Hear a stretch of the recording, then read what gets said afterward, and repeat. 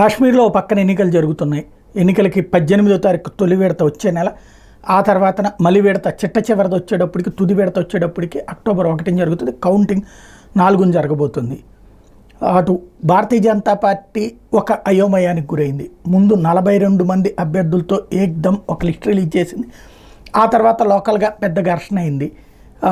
అదేది పారాచూట్ లీడర్లు వచ్చారు అంటూ స్థానికంగా ఉన్నటువంటి నాయకులు ఆగ్రహం వ్యక్తం చేయడంతో దాన్ని కుదించి 14కి మార్చింది. ఆ తర్వాత మళ్ళీ ఇంకో ఇద్దరితో ఓకే చేసింది. అంటే రాష్ట్ర నాయకత్వం తిరుగుబాటు చేసింది.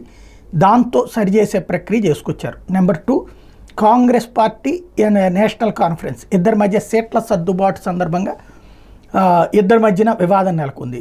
దాంతో చివరికి అభ్యర్థుల ఎంపిక చిట్ట చివరి నిమిషంలో ఆగిపోయి ఫైనల్గా ఇద్దరు పరిశీలకుల్ని, వేణుగోపాల్ నాయకత్వంలో ఇద్దరు పరిశీలకుల బృందాన్ని కాశ్మీర్కి పంపించింది. అక్కడ కూర్చొని మాట్లాడి సెటరేట్ చేయమని చెప్పి.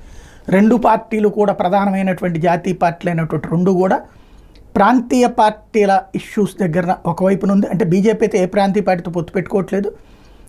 ఇటు కాంగ్రెస్ పార్టీ అయితే పొత్తు సందర్భంగా గొడవ వస్తే బీజేపీలో ఇండివిజువల్గానే వివాదం వచ్చింది. బట్ ఇవన్నీ సహజం, ఎలక్షన్స్ అప్పుడు నడుస్తూ ఉంటుంది. ఫైనల్ రిజల్ట్ మాత్రం ఎట్లా ఉంటుందని చూడాలి.